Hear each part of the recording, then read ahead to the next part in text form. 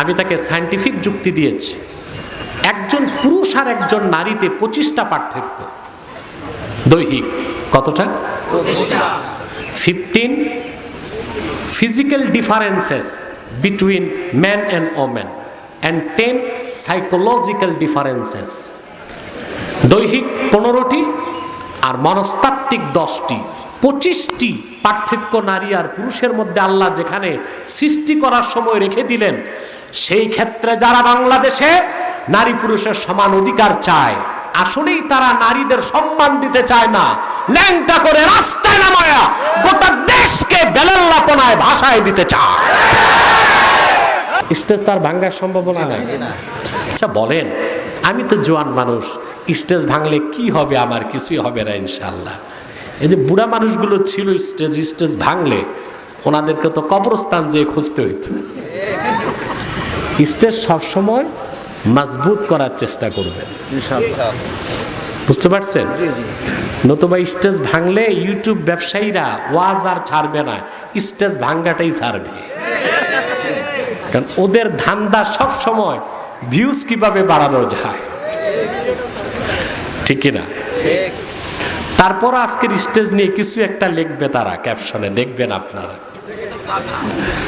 হ্যাঁ, এটা লিখবে, একটু ঘুরায় ফিরা হলেও লিখবে, অন্তত এইটা লিখবে, স্টেজ কেন ভাঙলো না, এই ক্যাপশন একটা দিতে পারে তা। আমি তাদের ভালো করে চিনি।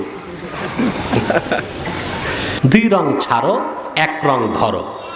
ইমানের রঙে রঙিন হয়ে খাঁটি মুমিন হয়ে মোমের মতো গলে যাও, নতুবা পাথরের মতো শক্ত হয়ে কাফের হয়ে যাও। কখনো ইসলামের কথা, কখনো শিরক ও কুফরের কথা, মসজিদেও দৌড়াবা, মন্দিরেও দৌড়াবা। এটা মুমিনের চরিত্র নয়, মুনাফিকের চরিত্র ছাড়া আর কিছু। 1908 সালে ধ্বংস হয়ে কুখ্যাত জাহান্নামের কুখ্যাত কুকুরে পরিণত হয়েছে, তার অনুসারীরাও ধ্বংস হয়েছে। বর্তমানে কিছু কাদিয়ানি বাংলাদেশে আছে, তাদের কিছু উৎপাত আপনাদের আশেপাশেও আছে। তাদেরকে নির্মূল করার জন্যে সকল দলের মুসলমানকে ঐক্যবদ্ধ হতে হবে। আমাদের সকল দলের একটাই দাবি, অনতিবিলম্বে স্বাধীন বাংলায় শয়তান কাদিয়ানীদেরকে রাষ্ট্রীয়ভাবে অমুসলিম ঘোষণা করতেই হবে, করতেই হবে, করতেই হবে। এই দাবি আদায়ে যদি জান ও মাল দিতে হয়, আমরা কারা কারা প্রস্তুত আছি? হাত তুলে দেন। আরেকটি ফেরকা আপনাদের ঝিনাইদহ, কুষ্টিয়া, মাগুরাতে বিষাক্ত দাঁত বসাতে চাচ্ছে। এটা হচ্ছে ঈসাই তরিকা, খ্রিস্টানদের একটি দল। এরা নিজেদেরকে মুসলিম পরিচয় দেয়, আদতে তারা খ্রিস্টান। তারা মুসলমানের মতো নাম রাখে, কিন্তু তারা মুসলিম নয়। তারা নিজেদের পরিচয় দেয় ঈসাই তরিকা ভুক্ত মুসলমান, আদতে তারা কি? খ্রিস্টান। তাদের অপতৎপরতা আপনাদের এলাকায় খুব ব্যাপকভাবে চলছে। তাদের প্রতিহত করার জন্য ওলামায়ে কেরামকে এগিয়ে আসতে হবে। সেই নেতৃত্ব দেবার জন্যে তাহরিকে খাতমে নবুয়ত বাংলাদেশ আপনাদেরকে সহযোগিতা করবে ইনশাআল্লাহ। আল জামিয়াতুল ইসলামিয়া সিদ্দিকিয়া দারুস সুন্নাহ মাদ্রাসার উদ্যোগে আয়োজিত আজকের মাহফিলের সম্মানিত সভাপতি হাজারাত উলামায়ে কেরাম, তুলাবায়ে এজাম, প্রচণ্ড গরমে পড়ন্ত দুপুরে যারা এখানে উপস্থিত হয়েছেন, তাদের সকলকে হৃদয়ের গভীর থেকে জ্ঞাপন করছি মোবারক। সবটুকুন শুকরিয়া আল্লাহ সুবহানাহু ওয়া তাআলার জন্যে, যিনি আজকের এই মুতাবাররাক মাহফিলে আমাদেরকে আসার ও বসার তৌফিক মেহেরবানি করে ভিক্ষা দান করেছেন। সেজন্য আসুন আমরা সকলে একবার অবনত চিত্তে হৃদয়ের আবেগ অনুভূতি উজাড় করে সমবেত কণ্ঠে বলি আলহামদুলিল্লাহ।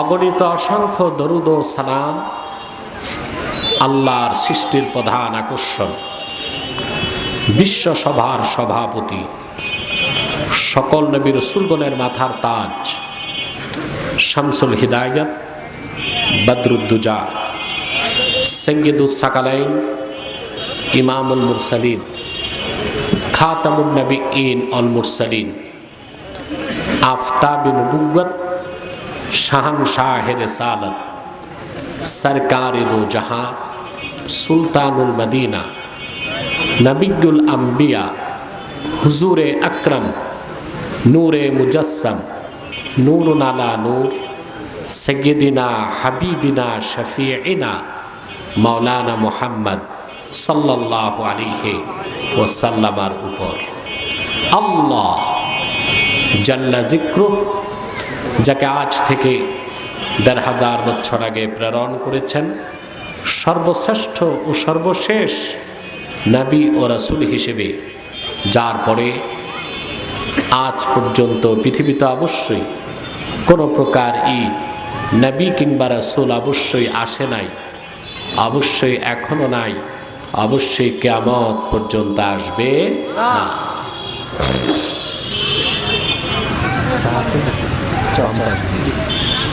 সম্মানিত সুধী, সেই দুপুর থেকে বসে আছে, আপনাদের কষ্ট হয়েছে।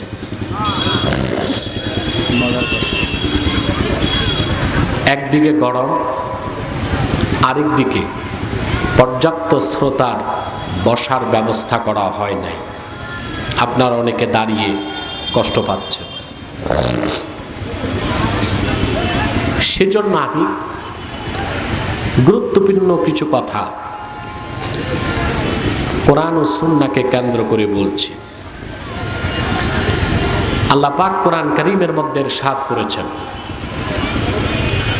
ইয়াওমা লা ইয়ানফাউ মালু ওয়ালা বানুন ইল্লা মান আতাল্লাহা বিকলবিন সালিম। কাল হাসর ময়দানে মানুষের সম্পদ এবং সন্তান সন্ততি কেউ কোনো উপকারে আসবে না। নিশ্চিত মুক্তি পাবে সেই ব্যক্তি যা আল্লাহর কাছে উপস্থিত হবে কলবে সালিম, পবিত্র অন্তর নিয়ে। বলেন সুবহানাল্লাহ। আখেরাতে আর কোনো কিছু কাজ আসবে না। আমরা তো আখেরাতকে বিশ্বাস করি। আখেরাত বিশ্বাস করেন? জোরে বলেন। ফাম্মা মান খাফা মাকাম রাব্বিহি ওয়া নাহান নাফসা আনিল হাওয়া ফাইন্নাল জান্নাতা হিয়াল মাওয়া ওয়া আম্মা মান তাগা ওয়া আথারাল হায়াতাদ দুনিয়া فإن الجحيم هي المأوى। আর যে ব্যক্তি কাল কিয়ামতে আল্লাহর সামনে দাঁড়াবার ভয় অন্তরে পোষণ করল এবং মন যা চাইল তার থেকে সে নিজকে বিরত রাখল, আল্লাহ বলেন হিসাব নিকাশের পর আল্লাহর জান্নাত হবে তার বাড়ি। বলেন সুবহানাল্লাহ। এতে আপনারা খুশি না বেজার? অপরদিকে আল্লাহ তাআলা বলেন ওয়া আম্মা মান তাগা, আর যে ব্যক্তি সীমা লঙ্ঘন করলো, ওয়া আথারাল হায়াতাদ দুনিয়া, দুনিয়ার জীবনকে পরকালের উপর প্রাধান্য দিল, ফাইন্নাল জাহিমা হিয়াল মাওয়া, পরকালে জাহান্নাম হবে তার আবাসস্থল। তা আখিরাতের দল কয়টা হবে? আপনারা সবাই তো পুরুষ, তবে সুপুরুষ কিনা আমি জানি না। পুরুষোচিত কণ্ঠে বলেন সুবহানাল্লাহ। পরকালে দল কয়টা? দুনিয়াতে তো অনেক দল, দলের তো অভাব নাই। শুধু বাংলাদেশেই রাজনৈতিক দল আছে রেজিস্টার্ড, আমি যতটুকু জানি প্রায় 100-র উপরে। এমন দলও আছে যেই দলের সদস্য 3 জন, সভাপতি, সেক্রেটারি, কোষাধ্যক্ষ আর একজন বেশি দারোয়ান। এরকম দলও বাংলাদেশে আছে। এক এক মতবাদে মানুষ বিশ্বাসী, এক একটা ইজমে বিশ্বাসী। কেউ ন্যাশনালিজম, কেউ কমিউনিজম, কেউ সোশ্যালিজম, কেউ সেকুলারিজম। দলের শেষটাই। কিন্তু আখেরাতে দল কয়টা? একটা ডানপন্থী, একটা বামপন্থী। এক দল জান্নাতি আর এক দল অভিশপ্ত জাহান্নামী। আমাদেরকে এখন পরকালে কোন দলে থাকবেন এটা রেজিস্ট্রেশন আপনাকে ফর্ম পূরণ করতে হবে দুনিয়ায়। ঠিক কোথায়? আল্লাহ রাব্বুল আলামিন সেই কথাটি বলেছেন কাল কিয়ামতের দিন হাসর ময়দানে মানুষের সহায় সম্পদ, বিত্ত বৈভব, টাকা পয়সা, পদ পদবী, বংশমর্যাদা কিংবা সন্তান সন্ততি কিছুই কাজে আসবে না। ইল্লা মান আতাল্লাহ বিকলবিন সালিম। একমাত্র বিপদ নাই, পরকালে চিন্তা নাই, মৃত্যুর পরই জান্নাত সেই ব্যক্তির জন্য যে সুস্থ অন্তর নিয়ে আল্লাহর সামনে দাঁড়াবে। বলেন সুবহানাল্লাহ। তা আমাদের ঠিক করতে হবে কি? কলব, দিল। কি ঠিক করবেন? দিল। দিল বুঝেন? বুঝেন না?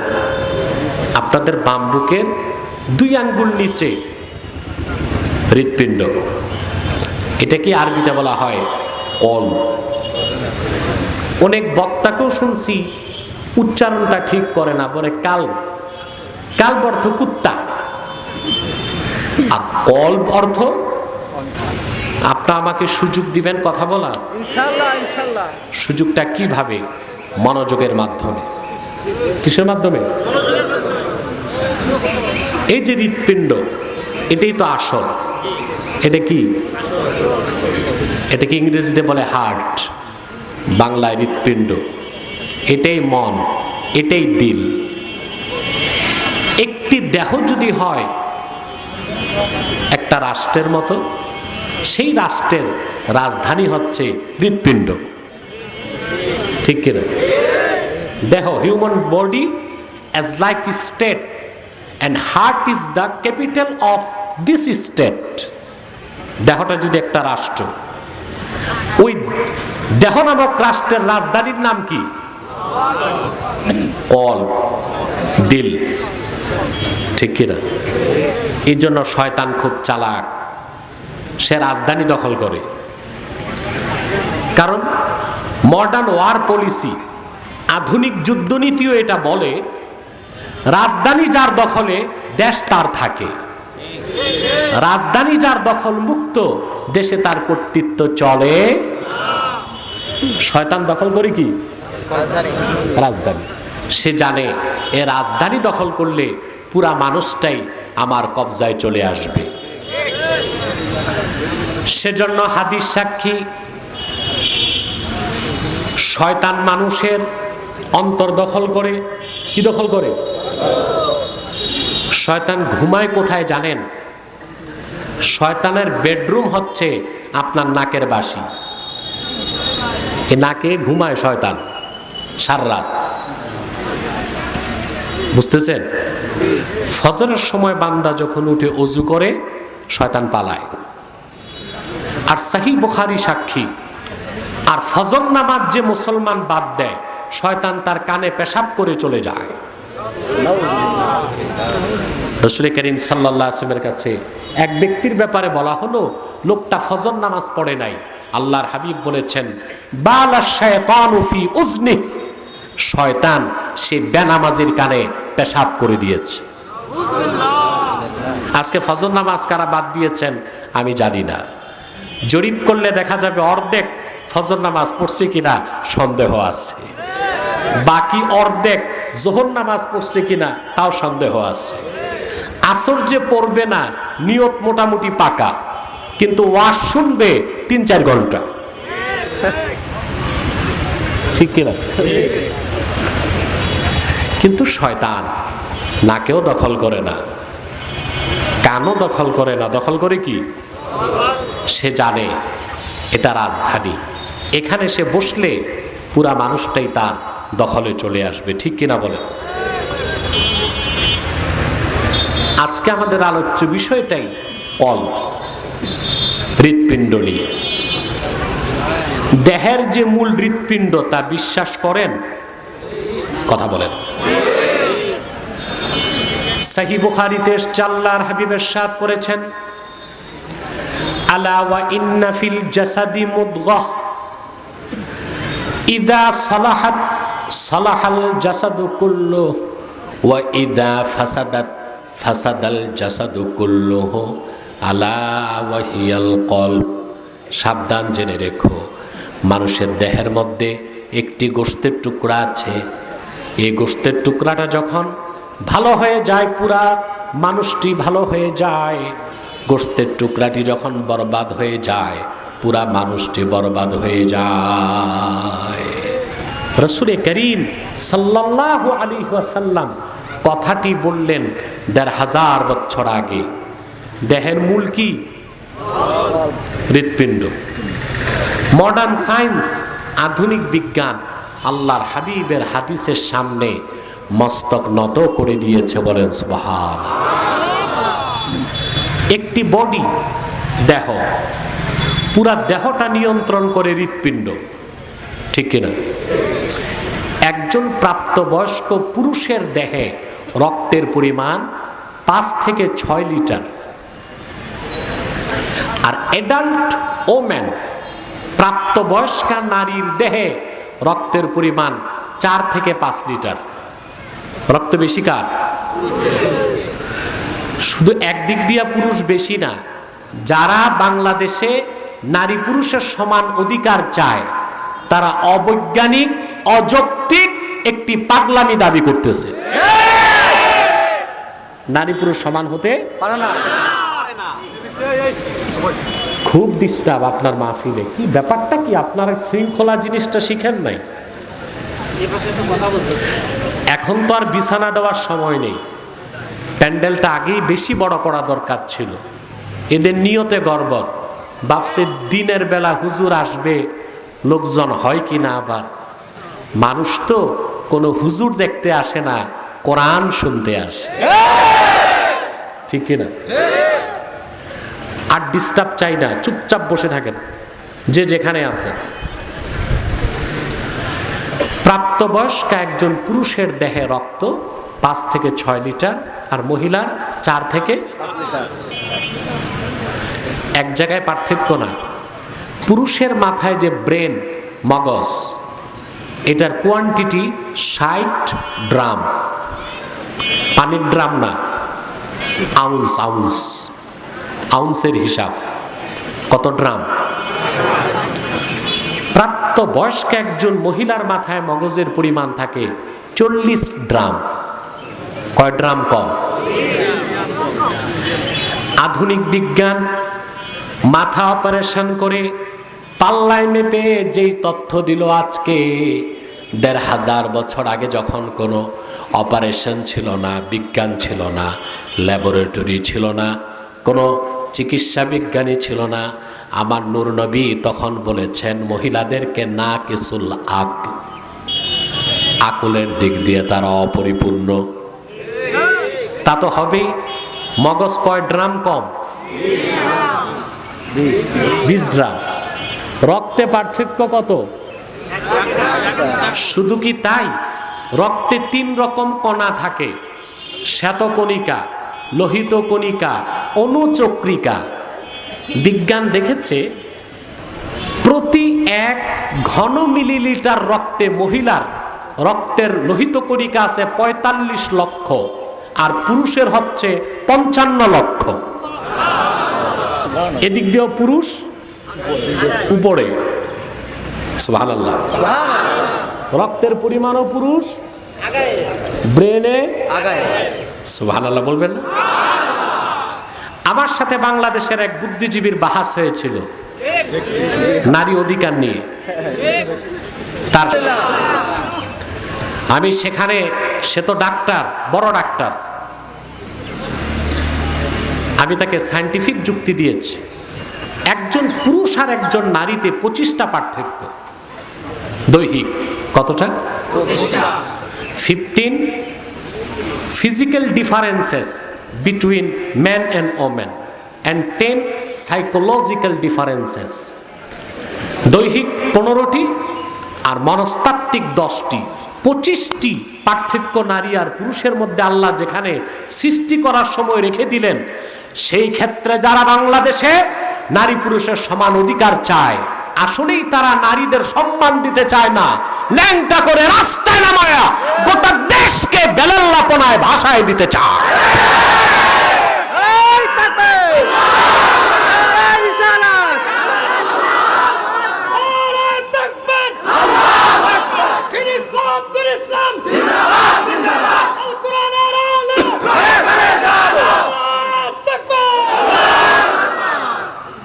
প্রিয় সুধী, ইসলামের চেয়ে বেশি নারীর মর্যাদা কেউ দিতে পারে নাই। আমার ডিবেটটা দেখবেন, দেখছেন অনেক, যারা দেখেন নাই দেখে নিবেন। যারা নারী পুরুষের সমান অধিকার চায়, ওরা নারীকে কি সম্মান দিছে দেখেন। 1 টাকার সুতা, 2 টাকার সুই, 20 টাকার জুতা, 10 টাকার ফিতা, এইসব অ্যাডভার্টাইজ নারীকে দিয়ে করাচ্ছে। এই নিম্নমানের পণ্যের অ্যাডভার্টাইজ করাচ্ছে নারীকে দিয়ে। তারা, নারীর সম্মান বাড়ে না কমে? আসেন পিছের কথায় ফিরে যায়। পুরা দেহটাকে কন্ট্রোল করে কে? হৃৎপিণ্ড। বিজ্ঞান এখন বলেছে, আমার নূর নবী সাল্লাল্লাহু আলাইহি সাল্লাম 1500 বছর আগে বলেছেন। রক্তের, হৃৎপিণ্ডের কাজ কি? এই যে আপনার দেহে রক্ত আছে 5 থেকে 6 লিটার, এই সমস্ত রক্তকে পাম্পিং করে হৃৎপিণ্ড সারা শরীরে ছড়িয়ে দেয়। রক্তগুলোকে ফুসফুসে অক্সিজেন মিশায় দেয়, বুঝলেন? এই রিঅক্সিনাইড, অক্সিজেন মিশ্রিত রক্ত হৃৎপিণ্ড সারা দেহে ছড়ায় দেয়। আর কার্বন ডাই অক্সাইড দূষিত রক্তকে আলাদা করে রক্ত থেকে ফুসফুসের মাধ্যমে বের করে দেয়। পুরা দেহটা চালাচ্ছে কে? হৃৎপিণ্ড, ঠিক কিনা? আমার অবাক লাগে, হৃৎপিণ্ড যে চলে 2টা সিস্টেমে, সিস্টোলিক ডায়াস্টোলিক, সংকোচন সম্প্রসারণ, বুঝলেন? দেহের কোনো একটা অঙ্গেও চলার আওয়াজ পাওয়া যায় না, হৃৎপিণ্ডের আওয়াজ পাওয়া যায়। আপনি এখানে মাথা লাগাবেন, আওয়াজ শুনবেন। কিরকম আওয়াজ? ধিক ধিক। বিজ্ঞান বলছে এটা কি বলে? বিজ্ঞান একটা নাম দিছে, লাভ ডাব। কি নাম দিছে? এটা আওয়াজ হয়, আমরা শুনি ধিক ধিক। বিজ্ঞান যন্ত্রে পাইছে বলে লাভ ডাব। সিস্টল ডায়াস্টল, সংকোচন সম্প্রসারণ করতেছে। তা আবার যেটা হয়, বিজ্ঞান মেশিনে পাইছে কি? আমি বলি না, বিজ্ঞান শুনতে একটু ভুল করেছে।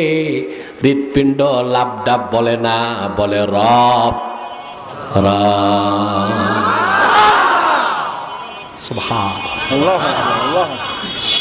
মেডিকেল সায়েন্স, মেডিকেল সায়েন্স আত্মা খুঁজে পায় নাই।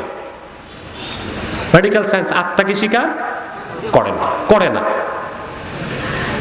আহারে বিজ্ঞান, যে বিজ্ঞান মানুষকে আল্লাহর পরিচয় দিতে পারে না, ওই বিজ্ঞানে আমরা ঝাড়ু নিক্ষেপ করি।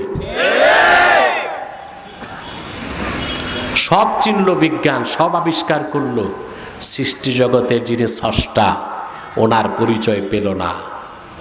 কারণ শুধু বিজ্ঞান থাকলে ফলাফল 0। কোরআন যদি সাথে থাকে, সুবহানাল্লাহ, ওই বিজ্ঞান সত্যিকার বিজ্ঞানে পরিণত হতে পারে। আত্মা কেন খুঁজে পাও না তোমরা? আল্লাহ পাক কোরআন কারীমে বলেছেন, ওয়াফি আনফুসিকুম আফালা তুবসিরুন। আল্লাহ তাআলার অসম্ভব নিদর্শন তোমাদের মধ্যে আছে, তোমরা কি তা দেখো না? প্রশ্নকার আল্লাহর বড় কুদরত হলো আত্মা, রূহ। আসেন এবার বিজ্ঞানকে আমি প্রশ্ন করি, আপনারা শোনেন। দেহের প্রতিটা অঙ্গ চালানোর পিছনে মূল কাজ কার? হৃৎপিণ্ড। প্রত্যেকটা অঙ্গ চলার কারণ পাওয়া যায়। চক্ষু কেন কাজ করে? সেখানে রক্ত আছে। কান কেন কাজ করে? ব্রেন কেন কাজ করে? স্টোমাক কেন কাজ করে? জোরে। ফুসফুস কেন কাজ করে? প্রত্যেকটা অর্গান, প্রত্যেকটা অঙ্গ চলার পিছনে মূল শক্তি জেনারেট করে হৃৎপিণ্ড। বিজ্ঞানকে আমার প্রশ্ন, হৃৎপিণ্ড কেন চলে? ব্যাটারি নাই, চার্জ নাই, সৌরবিদ্যুৎ নাই, কোনো কিছুই নাই। মায়ের পেটে 4 মাস বয়স থেকে হৃৎপিণ্ড কাজ শুরু করে। লোকটি যদি 100 বছরও বেঁচে থাকে, এক মুহূর্তের জন্য হৃৎপিণ্ড তার কাজ বন্ধ করে না। কোন শক্তির কারণে? খেয়াল করেন আপনারা, কথা বলেন, চিন্তা করেন। বিজ্ঞান বলেছে পেশি, পেশি বুঝেন, গোশত, এটা 2 প্রকার, একটা ঐচ্ছিক, একটা অনৈচ্ছিক। এই যে আপনি হাত নাড়তেছেন, এটা ঐচ্ছিক পেশি। কিন্তু হৃৎপিণ্ড যে চলতেছে, এটা আপনার ইচ্ছায় চলে না, এজন্য সেটার নাম অনৈচ্ছিক পেশি। আমি বলি না অনিচ্ছায় কিছু হয় না, সব কিছুর পিছনে আমার আল্লাহর ইচ্ছা ও হুকুম লাগে, ঠিক কিনা বলে? বিজ্ঞানীরা যাকে ঠাকুর মানে, আইজ্যাক নিউটন। নিউটনের বিখ্যাত সূত্র 3টা। কয়টা? নিউটন বলেছে কোনো বস্তু যদি স্থির থাকে, বল প্রয়োগ না করলে চিরকাল তা থেমেই থাকবে। আর কোনো জিনিস যদি চলতে থাকে, বাধা না দিলে তা চিরকাল চলতেই থাকবে। তা আমার প্রশ্ন, মায়ের পেটে ভ্রূণ থাকা অবস্থায় যে হৃৎপিণ্ড তার কার্যক্রম চালু করে, কোন শক্তির কারণে? হৃৎপিণ্ডকে চালায় রুহু বা আত্মা। বিজ্ঞান এখনো খুঁজে পায় নাই।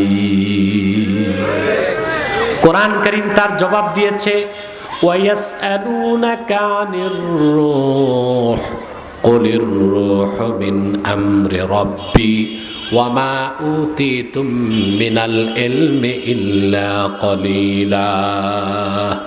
মুহাম্মদ সাল্লাল্লাহু আলাইহি ওয়াসাল্লাম, ওরা আপনাকে রূহের ব্যাপারে প্রশ্ন করে, আপনি বলুন রূহ বা আত্মা হচ্ছে আমার রবের একটি হুকুম, বলেন সুবহানাল্লাহ।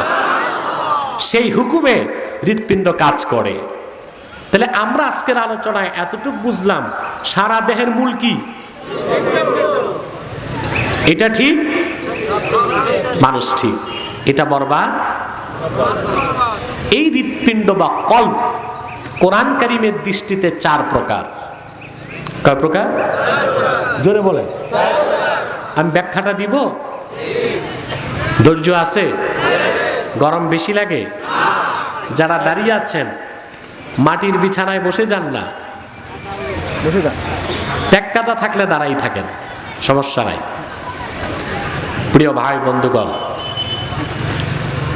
এরপর আমি একটা প্রশ্ন করব, কথা বলে না। প্রশ্নটা হবে সাবজেক্টিভ না অবজেক্টিভ, উত্তর দিবেন আপনারা। কল্ব কয় প্রকার? প্রথম প্রকার কল্ব হচ্ছে কলবুন আজরাত, এমন হৃৎপিণ্ড যা থেকে সর্বক্ষণ নূর বের হয়। এটা হলো কলবুল মুমিন, খাঁটি মুমিনের অন্তর,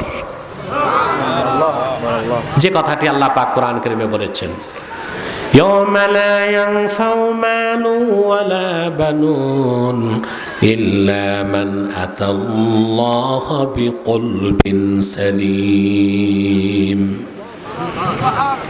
এই হৃৎপিণ্ডের নাম কলবুন সালিম, সুস্থ হৃদয়, পুরাটাই ইমানে ভরপুর। ইয়াতালাআলাউ নূরুল ঈমান, যে অন্তর থেকে সব সময় আল্লাহর আনওয়ারে মালাকুতের নূর বিচ্ছুরিত হতে থাকে। বলেন সুবহানাল্লাহ। এটা খাঁটি মুমিনের কল। কার কল? খাঁটি মুমিনের কল। আমি প্রশ্ন করব, আপনার কোন কল? রোগী নিজে তো বুঝবে বুঝবে বুঝবে। আমি প্রশ্ন করব, আপনাকে উত্তর দিতে হবে। পারবেন না ইনশাআল্লাহ? ইনশাআল্লাহ ইনশাআল্লাহ। স্টেজ তার ভাঙার সম্ভাবনা নাই। আচ্ছা বলেন, আমি তো জোয়ান মানুষ, স্টেজ ভাঙলে কি হবে? আমার কিছুই হবে না ইনশাআল্লাহ। এই যে বুড়া মানুষগুলো ছিল স্টেজ ভাঙলে ওনাদেরকে তো কবরস্থান যেয়ে খুঁজতে হইতো। স্টেজ সবসময় মজবুত করার চেষ্টা করবেন ইনশাআল্লাহ। বুঝতে পারছেন? জি জি। নতুবা স্টেজ ভাঙলে ইউটিউব ব্যবসায়ীরা ওয়াজ আর ছাড়বে না, স্টেজ ভাঙ্গাটাই ছাড়বে। কারণ ওদের ধান্দা সব সময় ভিউজ কিভাবে বাড়ানো যায়, ঠিক না? তারপর আজকের স্টেজ নিয়ে কিছু একটা লিখবে তারা ক্যাপশনে, দেখবেন আপনারা। হ্যাঁ, এটা লিখবে, একটু ঘুরায় ফিরা হলেও লিখবে, অন্তত এটা লিখবে, স্টেজ কেন ভাঙলো না, এই ক্যাপশন একটা দিতে পারে তা। আমি তাদের ভালো করে চিনি। প্রিয় ভাই বন্ধুগণ, দ্বিতীয় নাম্বার কলব হচ্ছে কলবুন মাগলুফ, পর্দা আচ্ছাদিত কলব। এটা হচ্ছে কলবুল কাফের, কাফেরের অন্তর, যেখানে কোনো নূর নাই, পুরাটাই অন্ধকারের গেলাফে আবৃত। যতই হেদায়েতের কথা শুনে অনুধাবন করতে পারে না। আল্লাহ পাক এই কলবের কথাও কোরআন কারিমে বলেছেন, ওয়ালাকাদ যারানা লিজাহান্নামা কাসীরাম মিনাল জিন্নি ওয়াল ইনসি লাহুম কুলুবুন লা ইয়াফকাহুনা বিহা ওয়ালাহুম আ'য়ুনুন লা ইউবসিরুনা বিহা ওয়ালাহুম আযানুন লা ইয়াসমাউনা বিহা উলাইকা কাল আনআমি বাল হুম আদাল ওয়া উলাইকা হুমুল গাফিলুন। এটা দ্বিতীয় প্রকার কল। আল্লাহ পাক বলেন, অধিক সংখ্যক মানুষ ও জিনকে আমি তৈরি করেছি জাহান্নামের জন্যে। কেমন মানুষ ও জিন? তাদের অন্তর আছে, সে অন্তরে তারা অনুধাবন করে না। তাদের চোখ আছে, সেই চোখে তারা সত্য পথ দেখে না। তাদের কান আছে, সেই কানে কোরআন হাদিসের কথা শোনে না। আল্লাহ পাক বলেন, উলাইকা কাল আনআম, আকৃতিতে এই মানুষগুলো মানুষ হলেও প্রকৃতিতে তারা চতুষ্পদ জানোয়ার সদৃশ। বাল হুম আদাল, বরং তারা তার চেয়েও খারাপ। এটা কে বলেছেন? আল্লাহ। এটা কাফেরের অন্তর। কার অন্তর? এই অন্তরে গেলাফ লাগানো। কি লাগানো? হেদায়েত কোনোদিনও পায় না। 3 নাম্বার কল, শুনতেছেন আমার কথা? কলবুল মানকুস, এটা হলো কলবুল মুনাফিক, মুনাফিকের অন্তর। মুনাফিককে, মুনাফিক শব্দটার উৎপত্তি নাফাক থেকে। নাফাক, নাফাক বলা হয় সুরং পথকে। কি বলে আরবিতে?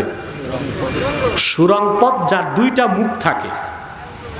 এই নাফাক থেকে নেফাক, নেফাক থেকে মুনাফিক। মুনাফিকের 2 মুখ, একটা চেহারা ইসলামের দিকে, আরেকটা চেহারা কুফরি বাতিল ও তাগুতের দিকে। বুঝলেন? একদিক দিয়ে মুনাফিক ইসলামে ঢুকে, আরেক দিক দিয়ে বের হয়ে কাফের হয়ে যায়। মুনাফিক আমাদের সমাজে আছে না? না। মুনাফিকের 2 রং। কয় রং? 2 রং। কয় রং? আমাদের দেশে এই 2 রঙের মানুষ বেশি না কম? কবি গালেব কাব্যের ভাষায় বলেন, দো রঙ্গি ছোড় দে এক রঙ্গ হো যা, সরাপা মোম বন্যা সঙ্গ হো যা। দুই রং ছাড়ো, এক রং ধরো। ইমানের রঙে রঙিন হয়ে খাঁটি মুমিন হয়ে মোমের মতো গলে যাও, নতুবা পাথরের মতো শক্ত হয়ে কাফের হয়ে যাও। কখনো ইসলামের কথা, কখনো শিরক ও কুফরের কথা, মসজিদেও দৌড়াবা, মন্দিরেও দৌড়াবা। এটা মুমিনের চরিত্র নয়, মুনাফিকের চরিত্র ছাড়া আর কিছু নয়। রং একটা ধরতে হবে, রং এক রং, সেটা ইমানের রং। কিন্তু মুনাফিকের কয় রং? প্রকৃতপক্ষে মুনাফিক মুসলিম নয়। মুনাফিকের অন্তর হলো 3 নাম্বার, ওইটার নাম হচ্ছে কলবুন মানকুস। খেয়াল করতেছেন? 4 নাম্বার কলব হচ্ছে কলবুন মুসাফফা। আমাদের অধিকাংশ মুসলমানের এই 4র্থ নাম্বার কলব, ফিহে ঈমানু ওয়া নিফাক। এই অন্তরে ঈমানও আছে, নেফাকও আছে। তাহলে এই অন্তরটা অসুস্থ অন্তর। এটা কি? জোরে বলেন। ঈমানও আছে, নেফাকও আছে। তাফসীরের কিতাবে মুফাসসির উদাহরণ দিয়েছেন, মাসালুল ঈমান কাল বাকলা ইয়ামুদ্দুহাল মাউত তাইয়্যিব। এই অন্তরে যে ঈমান আছে, এটা সবুজ শাক সবজির মতো, বিশুদ্ধ পানি পেলেই বড় হয়। ও মাসালুন নিফাক কাল কুরহা ইয়ামুদ্দুহাল কাইহু। আর এই অন্তরে যে নেফাক আছে, মুনাফিকি, এটা হচ্ছে ক্ষত স্থানের মতো, দূষিত রক্ত এটাকে বাড়ায় দেয়। কথা বুঝেন না?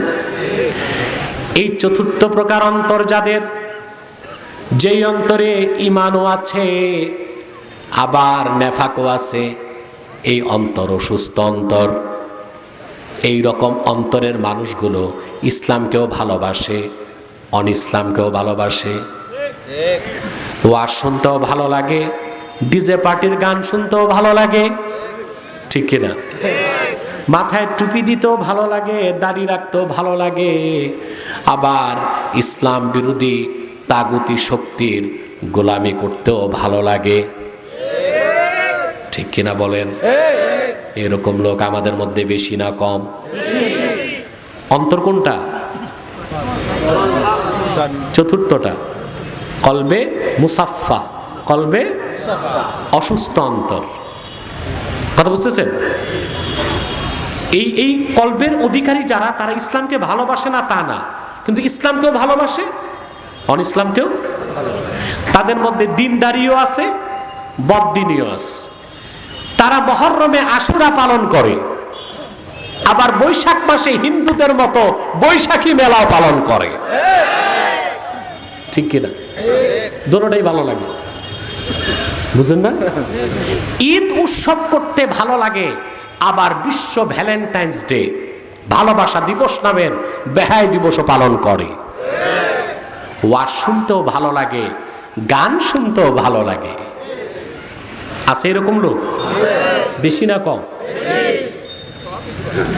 তার কারণ 4র্থ প্রকার অন্তর, এখানে ঈমানও আছে, নেফাকও আছে। আপনাদের কোনটা এখন আপনারা বলেন?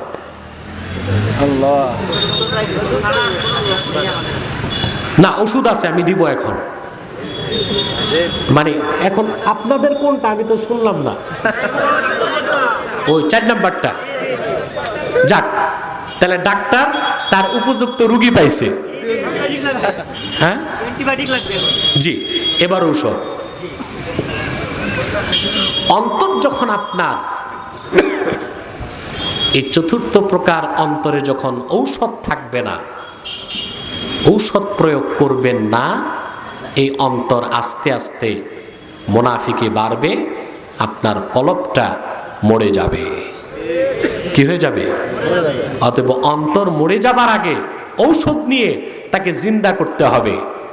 আর প্রথম প্রকার যে অন্তর, কলবুন আজরান, যে অন্তর থেকে নূর ছড়ায়, সেই অন্তরে পরিণত করতে হবে। রাজি আছেন?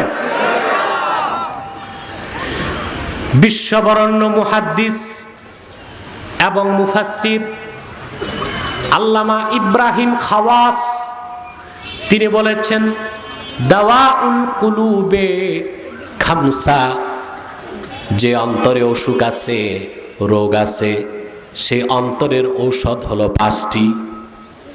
এখন কি ওষুধ দিব নাকি? আপনার কথা বলবেন না, ডিস্টার্ব হয়, একেবারে চুপ। ওনার চিন্তা ফিকির কালেকশন, ওনার কালেকশন আপনারা দেন নাই, বুঝলেন? টাইম কত দেখেন তো। আমি বসেছি প্রায় 1 ঘন্টা হয়ে যাচ্ছে। হ্যাঁ, আর একটু কষ্ট করবেন।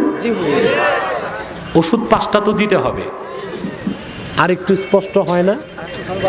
না, সাউন্ড বাড়াবে কেন? এখানে কি বয়রা মানুষ যে সাউন্ড বাড়াবে? ক্লিয়ার করবে, ক্লিয়ার করবে, এই ভয়েসটা ক্লিয়ার করো। আমি বসার পরে ভালো ছিল, ওই রকম করো। বসার পরে সুন্দর ছিল আওয়াজ। আলহামদুলিল্লাহ, আল্লাহ আমাদের বাতাসও দিচ্ছে। বলেন আলহামদুলিল্লাহ। আমাদের ইনভেস্টিগেশন শেষ, আমরা খুঁজে পেয়েছি আমাদের অন্তরে কি আছে। কোন প্রকার? 4th প্রকার, ঠিক না? ঔষধ কয়টা?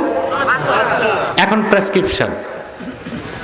এখন কিন্তু আলহামদুলিল্লাহ আগেই বলেন যে প্রেসক্রিপশন আমি দিব, ওষুধ 5টা আপনাদের কাছে আছে। ওষুধ দিচ্ছি আমি, বাট ওষুধ কিনতে কোথাও যেতে, ওষুধ আপনার কাছে। কিন্তু এত নির্বোধ আপনি, নিজের ওষুধটাও চিনেন না, গ্রহণও করেন না।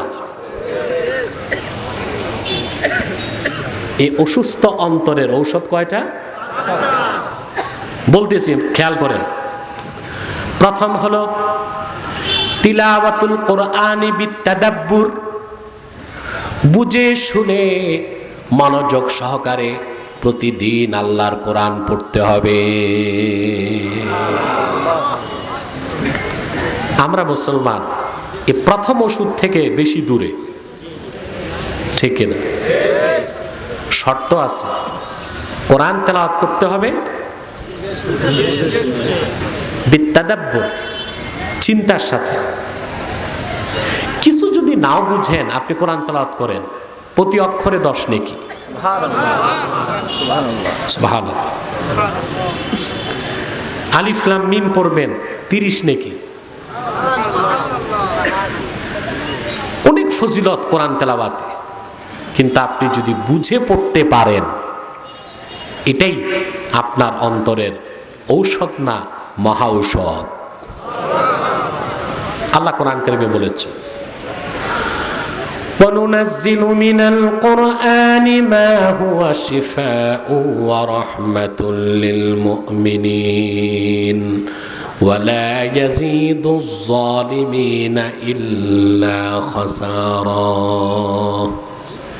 মুহাম্মদ সাল্লাল্লাহু আলাইহি ওয়াসাল্লাম, আমি ধাপে ধাপে ক্রমে ক্রমে আপনার উপর কোরআন নাজিল করি, শেফাউল লিল মুমিনিন, যা পৃথিবীর সকল মুমিনগণের জন্য মহা ঔষধ। বলেন সুবহানাল্লাহ। তবে আল্লাহ পাক বলে দিয়েছেন, ওয়ালা ইয়াজিদুজ জালিমিনা ইল্লা খাসারা, কিন্তু যারা জালেম তাদের ক্ষতিটাই বাড়িয়ে দেয়। জালেম কারা? যাদের অন্তর অসুস্থ না, অন্তর একেবারেই মরে গেছে। তাহলে আপনার হৃৎপিণ্ডের অন্তরের প্রথম ঔষধ কি? তিলাওয়াতুল কোরআন বিত্তাদাব্বুর, বুঝে শুনে কোরআন পড়তে হবে। আমরা পড়ব কোরআন শরীফ, বুঝবো কেমন করে? যারা বুঝে তাদের কাছ থেকে বুঝে নিব, ঠিক কিনা? দুই নাম্বার হচ্ছে খালাউল বাতন, বেশি সময় পেট খালি রাখতে হবে। অর্থাৎ খাবেন কম, খাবেন কি? বেশি খাওয়ার জায়গা দুনিয়া না, বেশি খাওয়ার জায়গা কি? আখিরাত, জান্নাত। ওখানে মন মতো খাবেন, রোগও হবে না, কষ্ট হবে না। একটা ঢেকুর দিবেন, সব হজম। এই জন্য আদম দুনিয়া আসার পর বলছেন কম খাই, ঠিক কিনা? আল্লাহ কোরআন কারীমে বলেছেন, আল্লাহ পাক আদমকে ডাক দিয়ে বললেন, وَقُلْنَا يَا آدَمُ اسْكُنْ أَنْتَ وَزَوْجُكَ الْجَنَّةَ وَكُلَا مِنْهَا رَغَدًا حَيْثُ شِئْتُمَا وَلَا تَقْرَبَا هَذِهِ الشَّجَرَةَ فَتَكُونَا مِنَ الظَّالِمِينَ। আল্লাহ বলেন, আমি আদমকে বললাম, আদম তুমি আর তোমার স্ত্রী বেহেশতে থাকো, ওয়াকুলা মিনহা রাগাদা, আই কুলা মিনহা ওয়াসিআ, পেট ভরে যা মন চায় প্রাচুর্যের সাথে খাও। বেশি খাওয়ার জায়গা কই? কম খাওয়ার জায়গা? আমরা উল্টা করতেছি, আমরা পৃথিবীতে বেশি খাই, নিজেরটা কম খাইলো, দাওয়াত খাইতে গেলে পরেরটা জম্মের খাওয়া খাই, ঠিক কিনা? খেতে বসলে হুঁশ থাকে না। আলেমরাও সুন্নতের আমল ভুলে যায়। আমাদের দেশে কিছু কমার্শিয়াল বক্তা আছে, এক রাতে 3 ওয়াজ, এক জায়গায় খায়, 2 জায়গায় টিফিন কারি ভর্তি করে নেয়। কেন? এর মাধ্যমে সমাজের লোক মনে করে আলেম মানি পরখাওয়া, আলেম মানি কেবল মানুষেরটা চেয়ে খাও। না, সত্যিকার আলেমের হাত কখনো নিচে থাকে না, উপরে থাকে। খায় কম, খাওয়ায় বেশি, ঠিক না? তাহলে অন্তরের 2 নাম্বার ঔষধ হচ্ছে খালাউল বতন, পেট খালি রাখা। আর রিসালাতুল কুশাইরিয়াতে এসেছে, আল্লাহ রাব্বুল আলামিন কখনো ভরা পেটে এলেম দান করেন না। যার পেট বেশি খালি থাকে আল্লাহ পাক তাকে এলমের নূর দান করেন। সেজন্যই তো দো জাহানের বাদশাহ আমার নূর নবী মুহাম্মদ সাল্লাল্লাহু আলাইহি ওয়াসাল্লামের সাহাবীগণ সব সময় কম পানাহার করতেন। বিশেষ করে আহলে সুফার 70 জন সাহাবী, যাদের মাধ্যমে দ্বীন ইসলামের এলেম সারা দুনিয়ায় ছড়িয়েছে, আল্লাহ পাক তাদের প্রত্যেককে ক্ষুধার যন্ত্রণার কষাঘাতে আঘাত করেছে। আল্লাহ রসুল যদি আঙ্গুলের ইশারা করতেন, ঠিক কিনা, সোনা রূপা আর সম্পদের অভাব হতো? হাদিসে এসেছে, আল্লাহ রসুল নিজে বলেছেন, আল্লাহর হাবিব বলেছেন, লাউ আরাদতু আন তাসিরাল জিবালু মাইয়া যাহাবান ওয়া ফিদ্দা লাসারাত। ও সাহাবীরা, যদি আমি মুহাম্মদ সাল্লাল্লাহু আলাইহি ওয়াসাল্লামের মনে শুধু জাগে, মুখে বলতে হবে না, মদিনা মুনাওয়ারা মক্কা মুকাররমার পাহাড়গুলো সোনার রূপায় পরিণত হয়ে আমার 2 পাশ দিয়ে দৌড়াক, আমার মুখে বলার দরকার হবে না। আমার মনে জাগলেই আল্লাহ তাআলা সবগুলো পাহাড়কে সোনা ও রূপা বানিয়ে আমার 2 পাশ দিয়ে চালিয়ে দিবেন। তারপর সাহাবায়ে কেরাম কষ্ট করছেন, ক্ষুধার যন্ত্রণা করেছেন। কেন? ভরা পেটে কথা বলেন। আমার মাদ্রাসার ছাত্র যারা আছো, তোমাদেরকে বলবো, বোর্ডিংয়ে যে ডাল ভাত খাও ওতে বরকত আছে। শুধু শুধু মানুষের বাড়িতে দাওয়াত খাইতে যাও না, কারণ অধিকাংশ মানুষ এখন সুদ খায়, ঘুষ খায়। ওই সুদের টাকা, ঘুষের টাকা থেকে পেটটা দূরে রাখো। বোর্ডিং এর ডাল ভাতে আল্লাহ ভিটামিনও দিবেন আর এলেমও দিবেন, ঠিক কি না? অন্তরের ঔষধ কয়টা? কয়টা বললাম? 3 নাম্বার হচ্ছে ওয়াল কিয়ামু ফিল লাইল, রাতের বেলা তাহাজ্জুদ নামাজ পড়া। বান্দা যত বেশি তাহাজ্জুদ নামাজ পড়ে সে আল্লাহর কাছে যেতে থাকে, যত আল্লাহর কাছে যায় তার অন্তরে নূর তত বাড়তে থাকে। আহা, মুসলমান আল্লাহকে পাওয়ার জন্য এত কান্না করেন, সব তো আমার নূর নবী মুহাম্মদ সাল্লাল্লাহু আলাইহি ওয়াসাল্লাম ১৫০০ বছর আগে দিয়ে গেছেন। আল্লাহর কাছে যেতে চান, তাহাজ্জুদ নামাজ পড়বেন। আল্লাহ বলেছেন ওয়াসজুদ ওয়াক্তারিব, সাজদা করো, কাছে আসো। যত সাজদা করবা আমি আল্লাহ আমার রহমতের কোলে তোমাকে টেনে নিতে থাকব। এখন তাহাজ্জুদ যে পড়বেন ফরজ নামাজগুলো বাদ দিয়া নাকি? ফরজগুলো পড়তে হবে। অন্তরের ঔষধ কয়টা? 3 নাম্বারটা চলতেছে। 3 নাম্বার না 4 নাম্বার? 3 নাম্বার। রাতে তাহাজ্জুদ পড়বেন। মুসলমান আপনি যদি তাহাজ্জুদ গুজার হন, সুবহানাল্লাহ, শুধু বেহেশত না, বেহেশতের সবচেয়ে দামি জায়গাটা আল্লাহ আপনাকে দিবেন। মিশকাত শরীফের হাদিস সাক্ষী আল্লাহর হাবিব ইরশাদ করেছেন, ইন্না ফিল জান্নাতি গুরাফা ইউরা যুহুরুহা মিন বুতুনিহা ওয়া বুতুনুহা মিন যুহুরিহা।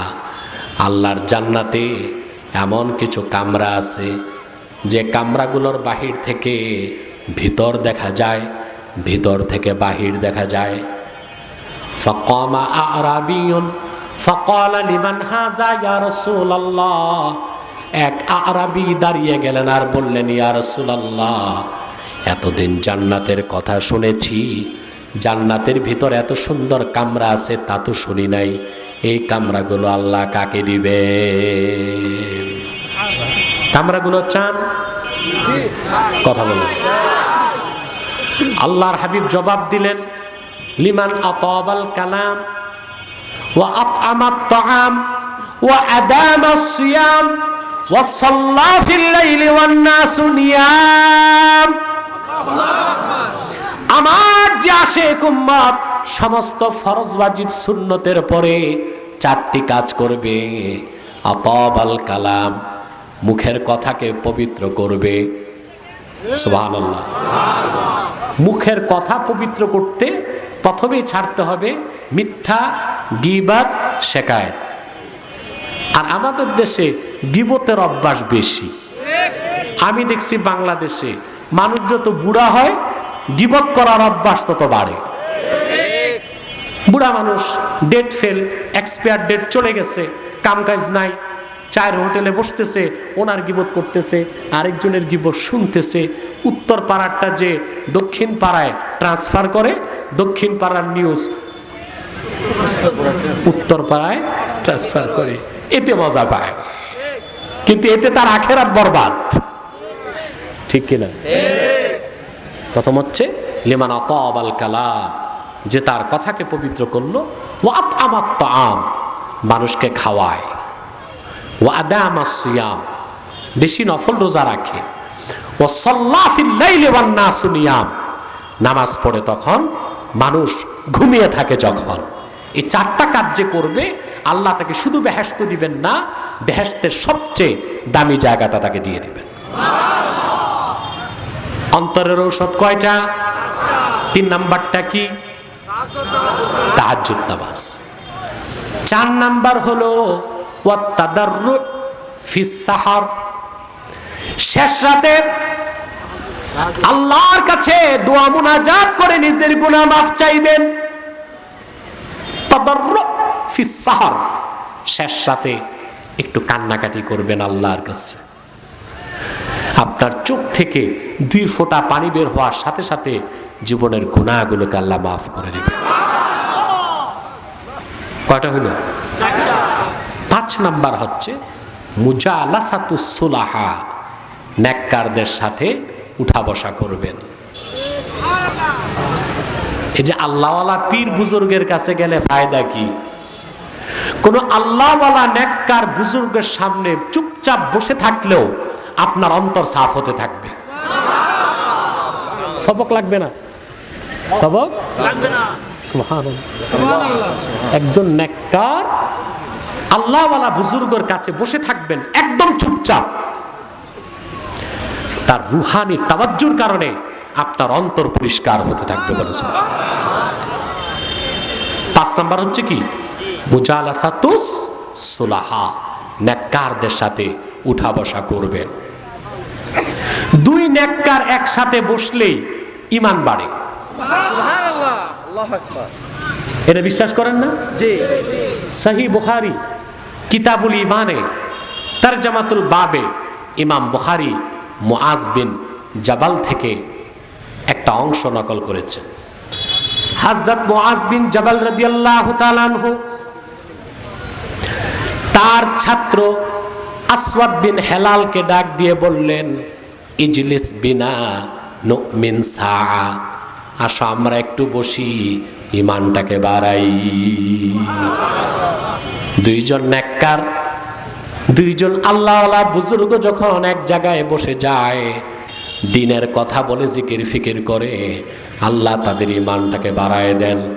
সেজন্য 5 নাম্বার হচ্ছে নেককার আল্লাহওয়ালা বুজুর্গের কাছে যখন যাবেন, আপনার অন্তরের সব রোগ ব্যাধি আল্লাহ দূর করে দিবে। আমরা এতক্ষণ প্রায় তো 1 ঘন্টার বেশি সময় আমরা আমাদের অন্তর নিয়ে, কল্ব, হৃৎপিণ্ড নিয়ে কথা বললাম। আজকে আলোচ্য বিষয়টা বুঝছেন তো? অন্তরের রোগ কি, অন্তর কত প্রকার, অন্তরের রোগ কত প্রকার, ঔষধ কি। আপনি যদি 5টা ঔষধ দিয়ে আপনার অন্তরটা ঠিক করতে পারেন, আপনার অন্তর হয়ে যাবে 1 নাম্বার কলবুন আজরাত। সেই অন্তর থেকে শুধু নূরের বিচ্ছুরণ ঘটবে। বলেন সুবহানাল্লাহ। এখন আপনি কেমন করে বুঝবেন আপনার অন্তর প্রথমটা হয়েছে? এটা বলে দিব আলামত। কথা বলেন। আমার ভাইয়েরা, আপনার অন্তরে যখন নূর বেড়ে যাবে, মারিফতের নূর যখন চূড়ান্ত পর্যায়ে যাবে, মোল্লা আলী কারি মেশকাতে শরামের কাতে লিখেছেন, ফাইয়াজহারু লাহু গায়বুল গায়েব, আল্লাহ তার অন্তরে এলমে মুকাশাফা দেখতে পাবে, অন্যরা যা দেখে না। হাদিস এসছে কানজুল উম্মালে, রাসূল করিম সাল্লাল্লাহু আলাইহি ওয়াসাল্লাম ইরশাদ করেছেন, ইত্তাকু ফিরাসাতাল মুমিন ফাইন্নাহু ইয়ানজুরু বিনূরিল্লাহ, তোমরা মুমিনের ফেরাসাত থেকে বাঁচো, কারণ মুমিনকে আল্লাহ যখন নূর দেন অন্তরে, তখন সে এমন কিছু দেখতে পায় যা তোমার গোপন তথ্য সব জেনে যাবে। সুবহানাল্লাহ, সুবহানাল্লাহ। আমরা অন্তরটা ওই রকম করবো তো ইনশাআল্লাহ। 5টা আমল পেলাম। কয়টা আমল? আল্লাহ কবুল করুক, মঞ্জুর করুক। বলুন আল্লাহুম্মা আমিন।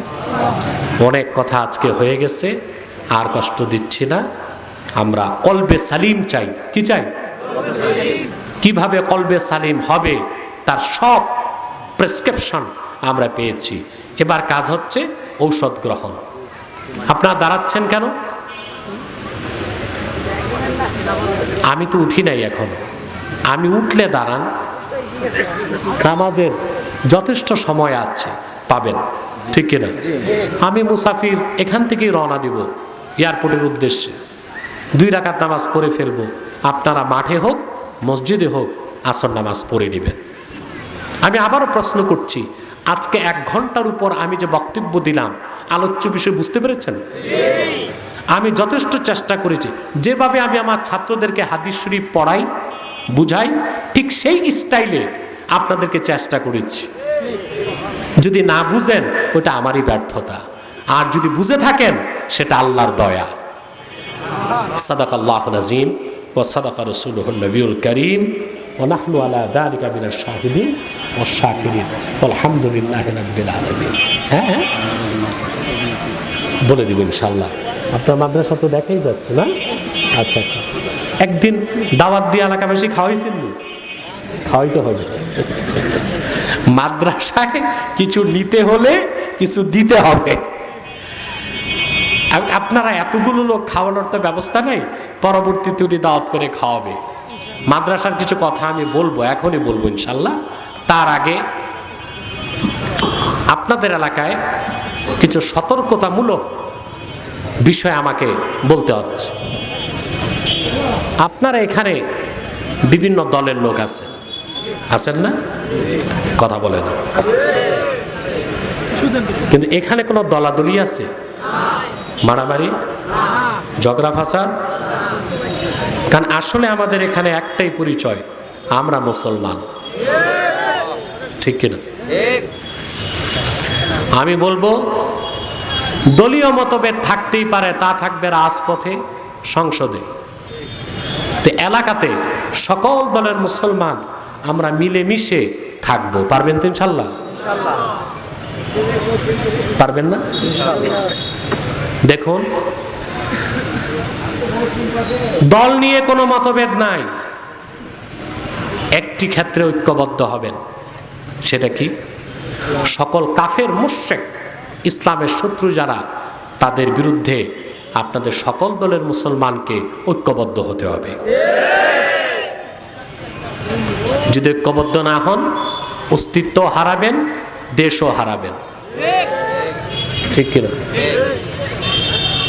বাংলাদেশে এই লোকগুলো বেশি তাড়াহুড়ো, চলে গেছে, চলে যাক। কেউ ইমাম সাহেব, কেউ মুয়াজ্জিন সাহেব। সময় মতো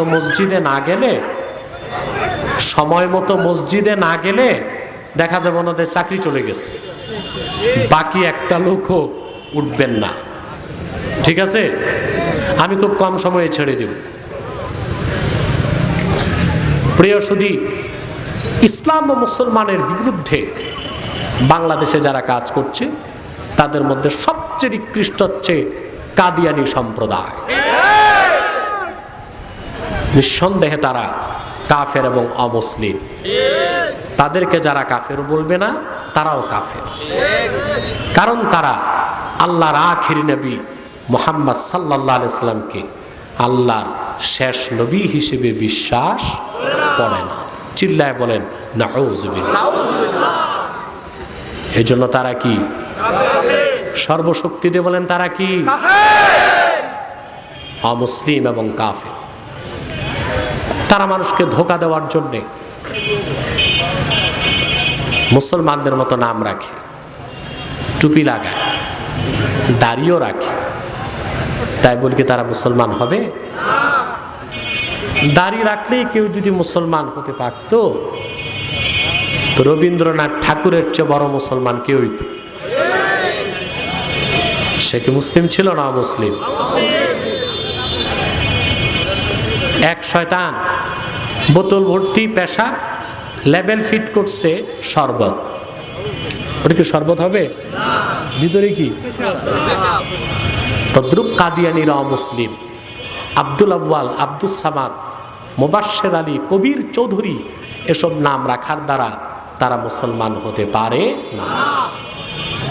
ভাইয়ের আমার, বন্ধুরা আমার, আমার আল্লাহ নূর নবী আমার মুহাম্মদ সাল্লাল্লাহু আলাইহি ওয়াসাল্লামের ইসলাম ও কোরআনের হাজার হাজার হাজার বছর পরে বর্তমান ভারতের কুখ্যাত পাঞ্জাবের কুখ্যাত গুরুদাসপুরের কুখ্যাত কাদিয়ানে এক শয়তান ইংরেজ আমলে মিথ্যা নবুয়ত দাবি করেছে। চিল্লায় বলেন নাউযুবিল্লাহ। ওই শয়তানটার নাম রেখেছিল তার বাপ মির্জা গোলাম আহমদ কাদিয়ানি। সাবধান, সে শয়তানটাকে গোলাম আহমদ বলা যাবে না, কারণ গোলাম আহমদ অর্থ আহমদ এর গোলাম। কোনো কাফের কোনোদিনও গোলাম আহমদ এর গোলাম হতে পারে না। আর কাদিয়ানের কাজ্জাব ছিল শেষ দরজার কুখ্যাত কাফের, সে গোলাম আহমদ এর গোলাম ছিল না, সে ছিল কুখ্যাত শয়তানের কুখ্যাত গোলাম। কাদিয়ানের কাজ্জাব মিথ্যা নবুয়তের দাবিদার মির্জা গোলাম শয়তান কাদিয়ানির উপর গজব এসেছে 1908 সালে। যখন গজব এসেছে, কাদিয়ানের কাজ্জাব ইংরেজদের পা চাটা গোলাম মির্জা গোলাম শয়তান কাদিয়ানি 1908 সালে ধ্বংস হয়ে কুখ্যাত জাহান্নামের কুখ্যাত কুকুরে পরিণত হয়েছে, তার অনুসারীরাও ধ্বংস হয়েছে। বর্তমানে কিছু কাদিয়ানি বাংলাদেশে আছে, তাদের কিছু উৎপাত আপনাদের আশেপাশেও আছে। তাদেরকে নির্মূল করার জন্যে সকল দলের মুসলমানকে ঐক্যবদ্ধ হতে হবে। তারা মানুষকে ধোঁকা দেবার জন্যে নাম পরিবর্তন করে করে মিথ্যা পরিচয় দেয়। কখনো নিজেদের পরিচয় দেয় আহমদি জামাত, কখনো বলে আহমদিয়া জামাত, কখনো বলে আহমদি মুসলিম জামাত, কখনো বলে আহমদিয়া মুসলিম জামাত, কখনো বলে আহমদি সম্প্রদায়, কখনো বলে আহমদিয়া সম্প্রদায়।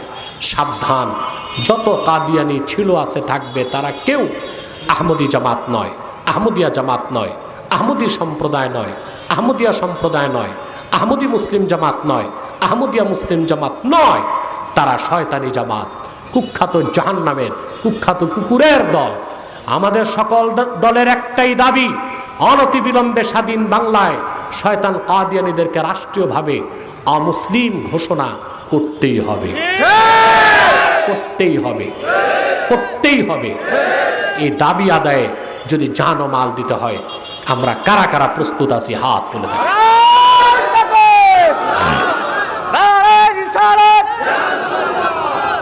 প্রিয় সুধী, অর্থনৈতিকভাবে কাদিয়ানীদেরকে বয়কট করবেন, বর্জন করবেন। তাদের পণ্যগুলো ধরবেন না, কিনবেন না, বেচবেন না। মনে থাকবে? প্রাণ, সিজান, আরএফএল, প্রথম আলো, ডেলি স্টার, কালের কণ্ঠ, এগুলো তাদের। এগুলো ধরবেন না, কিনবেন না, বেচবেন না। মনে থাকবে?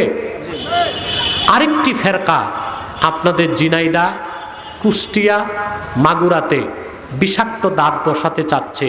এটা হচ্ছে ইসাই তরিকা, খ্রিস্টানদের একটি দল। এরা নিজেদেরকে মুসলিম পরিচয় দেয়, আদতেই তারা খ্রিস্টান। তারা মুসলমানের মতো নাম রাখে, কিন্তু তারা মুসলিম নয়। তারা নিজেদের পরিচয় দেয় ইসাই তরিকা ভুক্ত মুসলমান, আদতেই তারা কি? খ্রিস্টান। তাদের অপতৎপরতা আপনাদের এলাকায় খুব ব্যাপকভাবে চলছে। তাদের প্রতিহত করার জন্য ওলামায়ে কেরামকে এগিয়ে আসতে হবে। সেই নেতৃত্ব দেবার জন্যে তাহরিকে খাতমে নবুয়ত বাংলাদেশ আপনাদেরকে সহযোগিতা করবে ইনশাআল্লাহ।